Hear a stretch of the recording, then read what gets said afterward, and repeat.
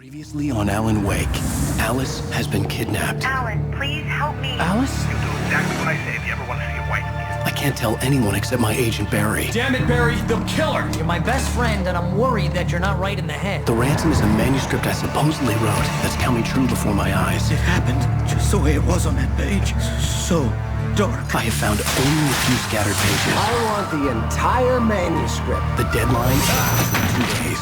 I found Mr. Wake's pages. Good girl. How the hell did she get her hands on the manuscript anyway? I don't know. She's resourceful. I told you you were too hard on her. Listen, I found out all sorts of interesting stuff while I was digging around. Yeah. Mr. Wake, it's Sheriff Breaker. We have an FBI agent here, Agent Nightingale. FBI?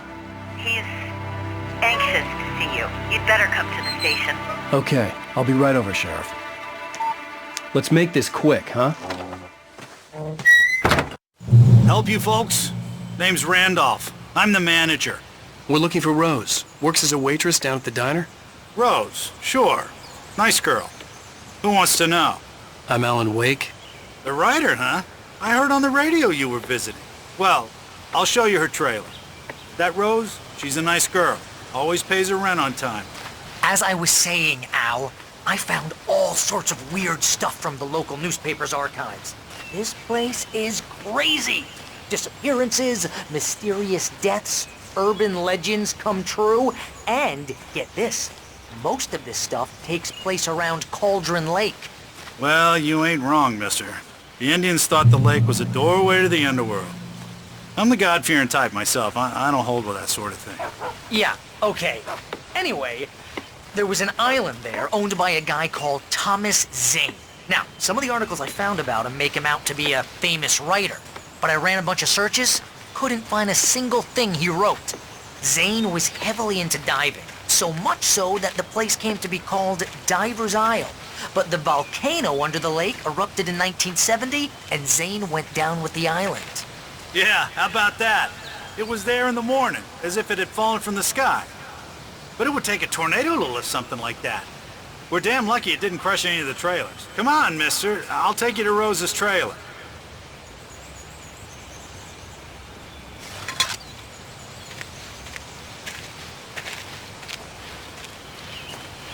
Just follow me. It's not far.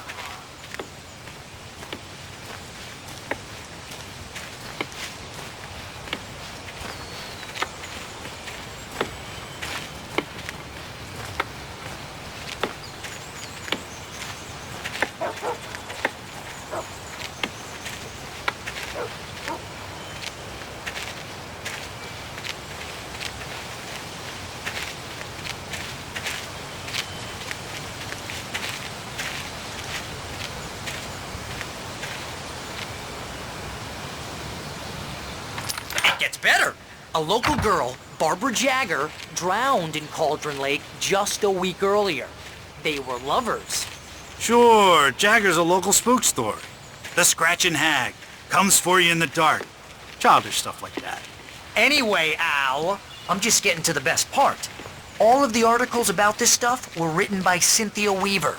I asked around, and she's that crazy bag lady you met. What, the lamp lady? She can be a little loopy, but she's not homeless or anything. Yeah, anyway, she knew both Jagger and Zane before they both died, and she had some kind of a breakdown.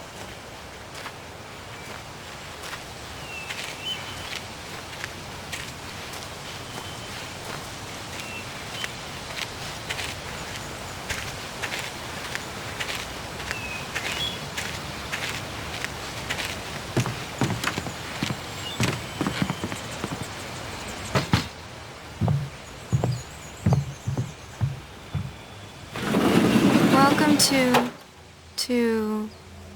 oh dear, Mr. Wake. I'm so glad you're here. Rose, you have my manuscript? Oh yes. Yes. Please, come in. Hey, this is really good. Rose, Yes, my manuscript. I really need it. I understand. I know what you need. A muse to inspire you. Oh, for Barry, she doesn't have anything. Yeah, hey, Al? Al, what's... Oh... Barry! What? What?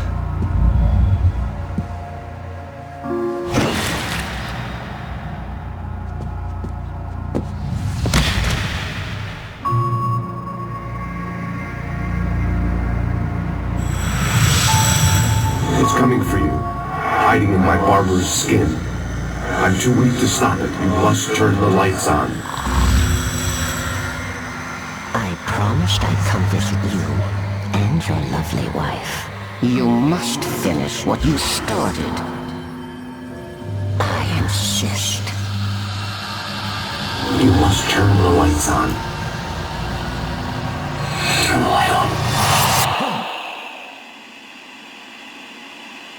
Back to work, boy.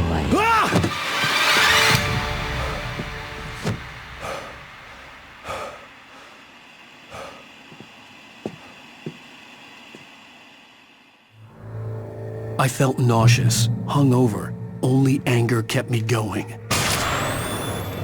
I can't tell reality from dream anymore, but it seems I have an imaginary editor to help me. She's an old woman in a funeral dress. I call her Barbara Jagger. She's very strict. I'm writing faster and faster. My manuscript is being heavily revised. The edits are getting very aggressive, and each day there's less of me and more of her. I hate it, but I know she's right. She promises me I can save Alice this way. She knows more of this than I do. About the complex incantation I'm attempting. About this place. She's worked with another writer under similar circumstances, Thomas Zane. The genre of the story seems to be shifting. It's turning into a horror story. I'm getting close. I can feel it.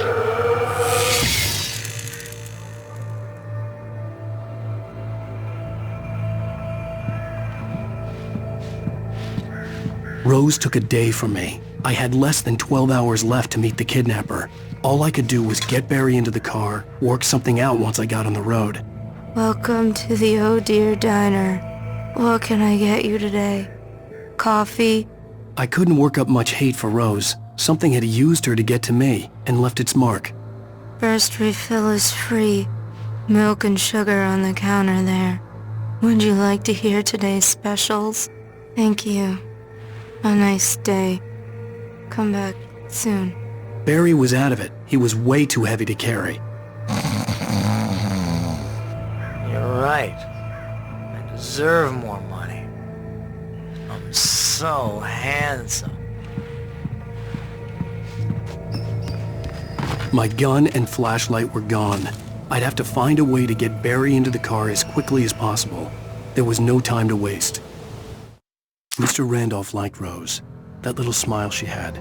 How she was still sweet when life had tried so hard to make her bitter. It wasn't any of his business what she did in her trailer.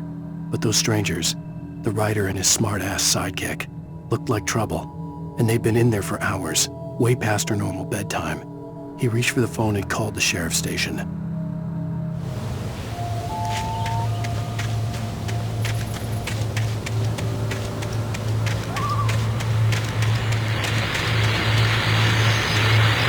I just stepped outside to catch a breath of fresh air. Let me tell you, the weather's getting heavy.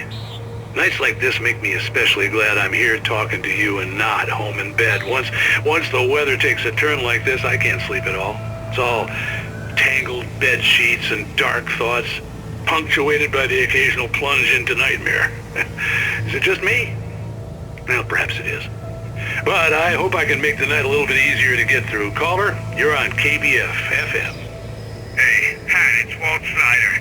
What's on your mind, Walt? Well, I am the way you are, but, well, I can't sleep either, you know?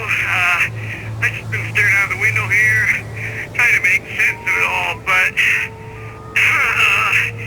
I ain't been drinking either, you know? Well, you sound like a man with a problem, Walt. I had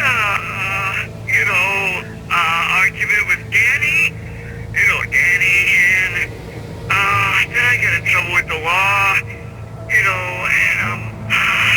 I'm just, well... I heard something like that, Walt. Well, Daddy's my best friend, and, they let me on bail today. And now I'm just alone here at the window, waiting. Man, and there's something in the air tonight, man. I was just outside looking up at the sky above our broadcast tower thinking the same thing. What are you waiting for, Walt? I don't know. Something's gonna happen. I think I better go. Well, Walt, maybe... No, thanks, Pat. Well, good luck to you, Walt. Hang in there. Let's take a little break, folks. This weather's really something else, huh? How can I be sure?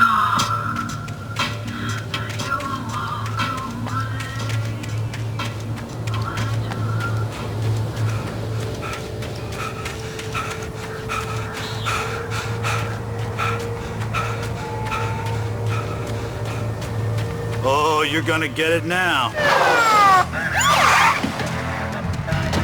God knows what you've done to that poor girl. This is Agent Nightingale, FBI! Get him up, Hemingway! You're under arrest! You move a muscle, I'll unload right in your goddamn face! Stay right where you are, Spillane!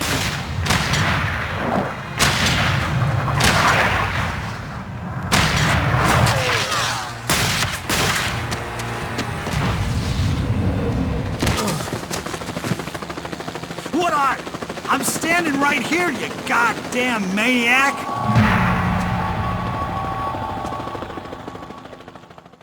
I hated to leave Barry behind, but there was no way I'd miss my appointment with the kidnapper. Give it up, Mr. Wick! Come on! Take it easy!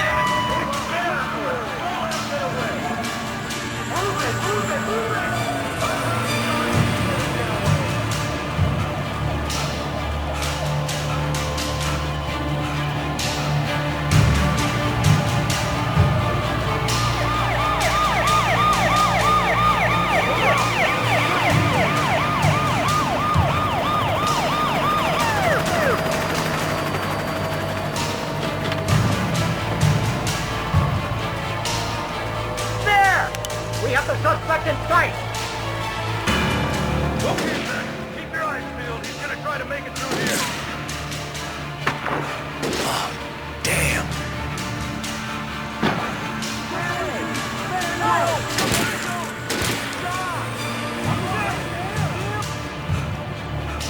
Over here! Race up here!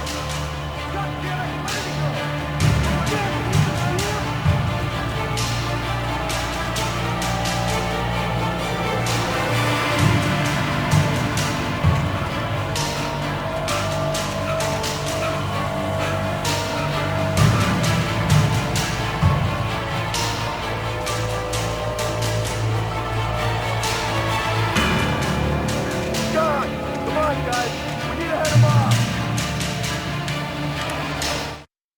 For decades, the darkness that wore Barbara Jagger's skin slept fitfully in the dark place that was its home and prison.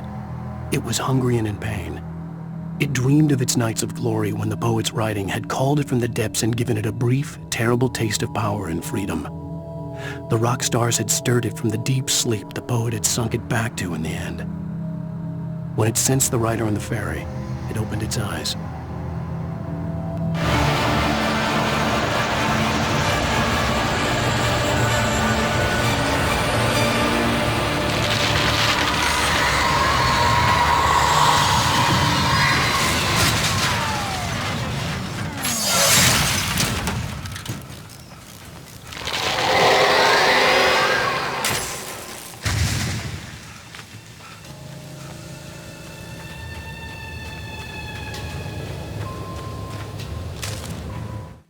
Rose didn't know how the strange old lady got in her trailer, and she looked wrong somehow. The woman showed her teeth in an approximation of a smile and traced a finger down Rose's cheek. "Pretty girl," she said. Rose felt as if she was falling asleep, but her knees didn't buckle. The crone spoke in a whisper, her words ice cold and dark in Rose's ear.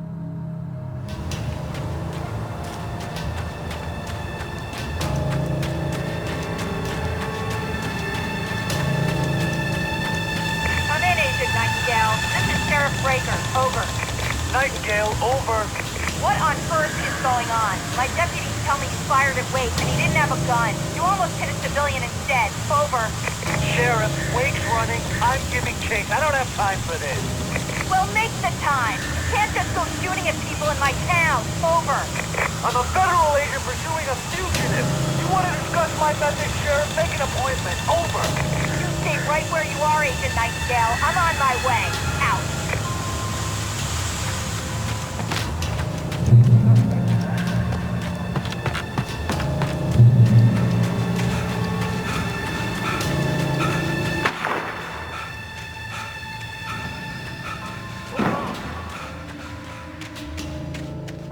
Search the area.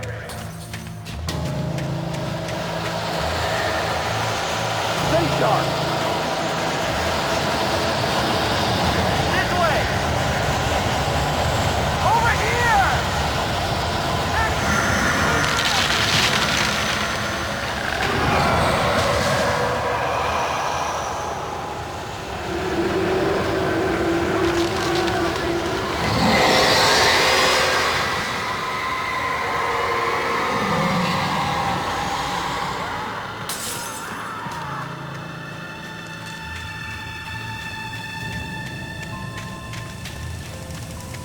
This horror was everywhere I went, circling me.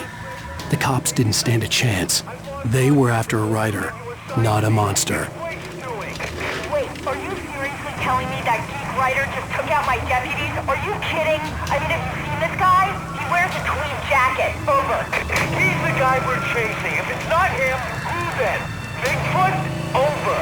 I don't know yet, but I'm not in the habit of jumping to conclusions. That tends to come back and bite you in the ass. Out.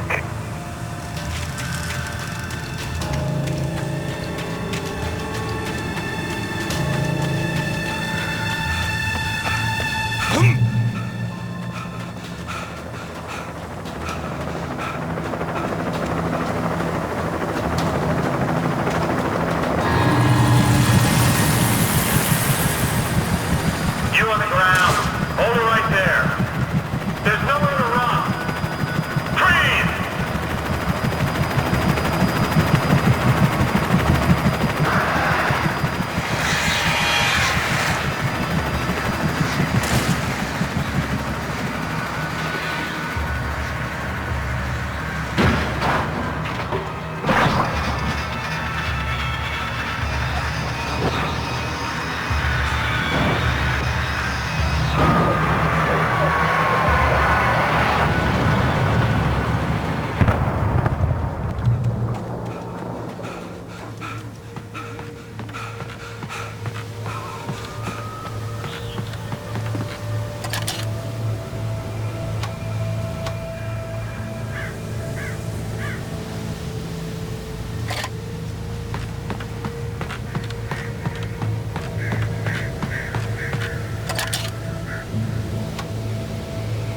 I could see the lights of the radio station in the distance.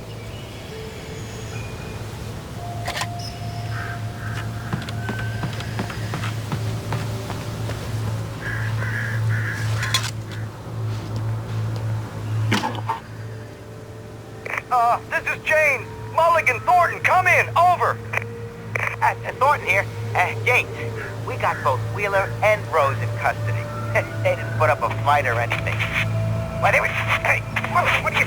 Come on! Sit down and give me that. James, Mulligan here. Over. Go ahead, Mulligan. Over. We got Wheeler and Rose here. Wheeler's drunk or hopped up on something. Speaking of which, that Fed had a pretty distinctive whiff of Otis Scotch about him, if you know what I mean. Over. I don't have anything on that, Deputy Mulligan. Over. Well, whatever. Anyway, Rose is just being plain weird here. You better get Doc in to take a look at both. Over. Gotcha. You better get them here quickly. The, Fed's gonna want to interview Wheeler. Over. Oh, yeah, I'll bet he does. Looks like they have a lot in common. Mulligan out.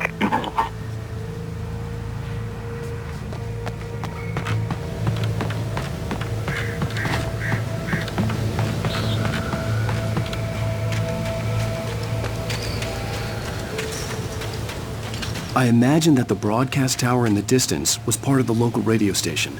Maine seemed like a decent guy. Perhaps he could give me directions to the coal mine.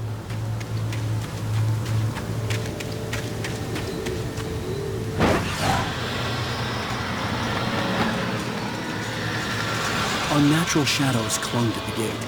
The darkness that was after me was trying to stop me. I wouldn't get through without a light.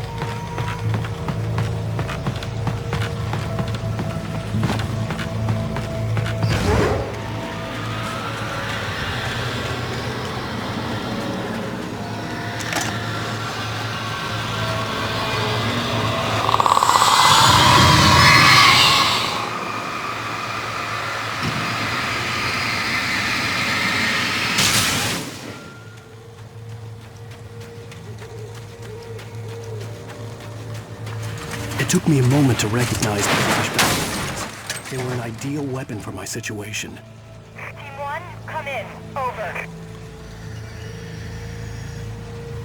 Team 1, this is Sheriff Breaker. Report. Over.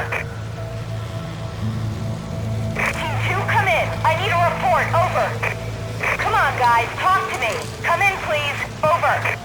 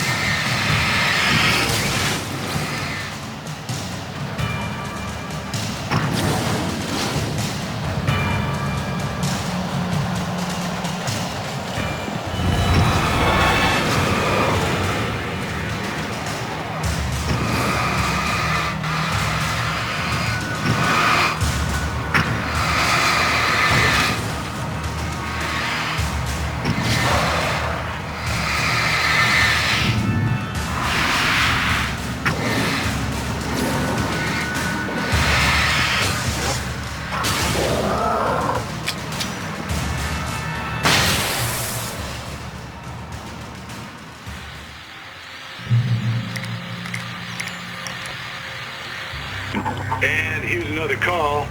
You're on KBFFM with Pat Maine. It's Milt Peabody, Pat. What's on your mind, Milt? Well, I live near the trailer park, Pat, and there's a big ruckus going on over there. Well, that's just up the road from me, too. What's going on, do you know? I don't know, but there's a bunch of police cars there, lots of sirens, a helicopter buzzing around, and I think I heard some gunshots. Gunshots? Yes, sir, like from a pistol. So can you find out what's going on? Because it's just next door and they're popping off guns there. They're still shooting? No, it was maybe 10, 15 minutes ago. It sounds serious, Pat. I'm telling you, it don't sound like no party. Well, I'm certainly going to give the station a call, Milt. Okay. You'll hear it here as soon as I hear from them. Okay, thanks.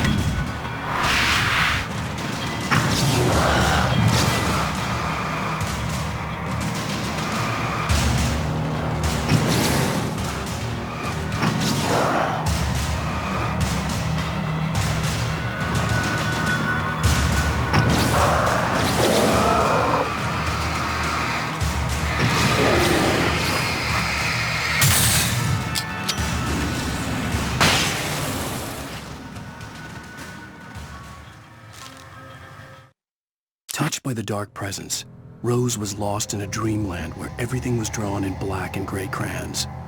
The old lady had promised her that all her wishes would come true. She would be Alan Wake's muse. She was smiling so hard it hurt her face. She crushed a bottle full of sleeping pills into the coffee.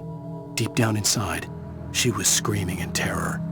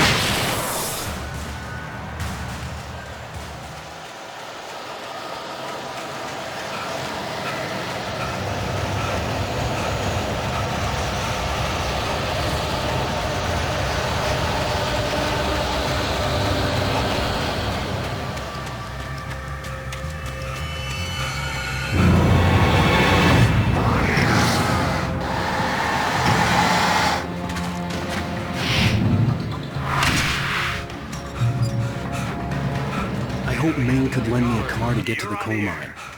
Matt, it's Lorna Miles. Why, hello, Lorna. What do you have for us?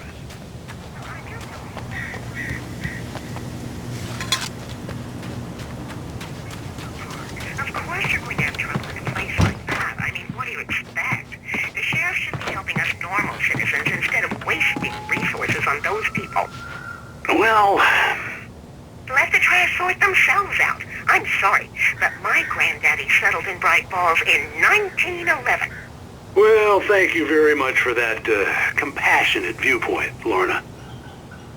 Oh, here's a little surprise. The famous writer Alan Wake just walked in, folks. I'm going to see if I can talk him into an interview. Come on in, Mr. Wake. Oh, I'm so glad you could find the time to do this, Mr. Wake. Nowhere to run now, James Brown. You back away from me. Don't hurt it. Whoa, everyone calm down. Put the gun down. We're all friends here, right? Cool your jets, Nightingale. We got him. What the hell's the matter with you? There's a civilian in there.